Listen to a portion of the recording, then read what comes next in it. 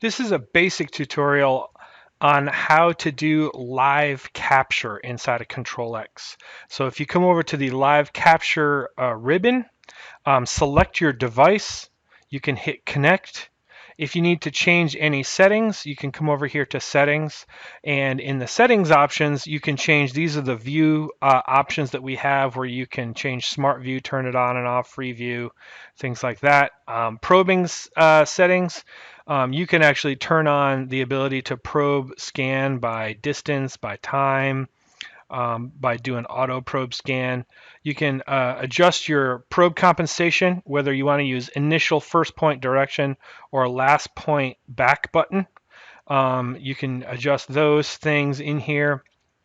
Your scan data, you can toggle over to mesh or point cloud, and then in point cloud, you can remove outliers and do ordered data, or you can even go into raw data mode if you want to. You can change some of the inspection tools, how it smart selects the zone envelopes around the different features, how it selects the angles of the live dimensions and all those different things. You can tweak those.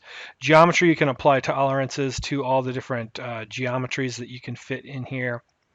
And then change your device settings if you need to go into the specific company's device that you have. Like if I need to change the laser settings of this device, I can click this button and it will take me directly to their laser settings. And then if I needed to change the buttons, some devices allow you to change buttons around and change the functionality there, but that is all inside of the settings. Now for live capture, this is essentially just about collecting raw data, whether it's scan data or probe data. So if I just click on live capture, you can see on the left-hand side, there's a few different things. The most important things for this tool are just knowing whether you're probing or scanning and whether you want to use a clipping plane for the scanning mode. So before I start, I like to show off the clipping plane mode and show how that works. So if I come in and I say clipping plane, and I scroll down on the left-hand side, you have the ability to scan a clipping plane or probe a plane, and it will fit a plane to that location and direction, and then you can even offset it in direction here. So typically, usually offset a clipping plane up a little bit because the deviation of the scan, the plane will just bisect it, and it'll only crop out some of the data, right? And you want it to crop out all of that data. So here is 0.1.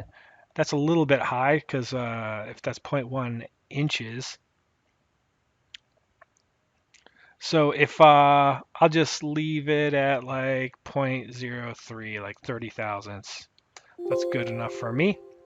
Now if I come over to probe plane, I'm going to go ahead and grab the device and probe the plane that the object is sitting on, which you'll see here in a second. I'm just probing the table. Now, once I probe that, it goes directly into a scanning mode, providing that my offset distance is set all right. Now, if I go ahead and scan, you'll see that the laser is hitting halfway on the object and halfway on the table, and it's cropping out the data on the table. So if I go ahead and exit out of live capture,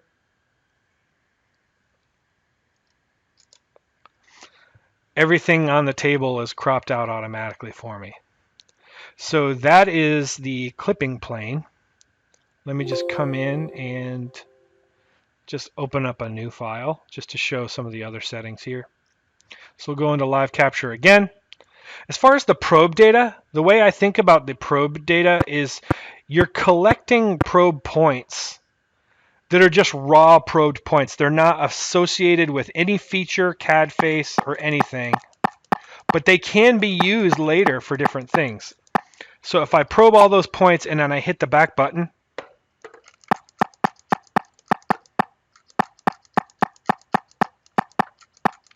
I probe all those points, hit the back button.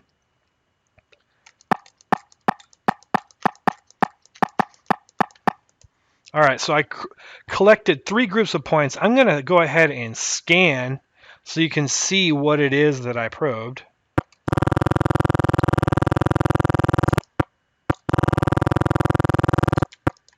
And we'll get out of this. So exit live capture.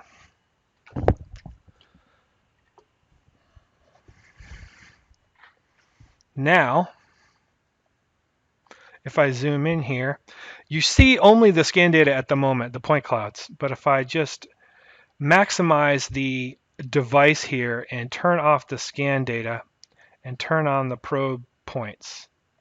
Actually, if I'll just show them both at the same time so you can see. I probe the side plane, but you see every time I hit the back button, they're actually grouped. So I grouped them. I probed that sphere, and then I probed the plane, and I probed that side plane. So if I turn off the scan data, I can use these for other things later if I want to. If I come over to the Home tab and I say I want to fit a plane, just window in all of those points, and I just created a plane. Now, same thing goes for this. So essentially, I'm just collecting raw point cloud information. I mean, probe point information. So if I go to sphere for this one, fit a sphere. So I captured that raw information and then I later created features from it. Now, if I wanted to create dimensions, I can pull dimensions from it afterwards as well. So if I just want to create a linear dimension from that plane to that sphere, and then it's going to assume, like, it asked me what to put as the reference value. So, I can type in whatever I want to be in there, and then I can add a tolerance to it and go from there. So I just went ahead and applied a dimension to that. If I want to apply a radial dimension to that, you'll see that it puts it there. So this is live capture. So again, you're scanning, you're collecting scan information, and you're collecting probe data in here. That's really all you're doing is collecting it and capturing it. And then you can use it for things later if you want to, but the main purpose of this tool is just to collect data. So that's live capture.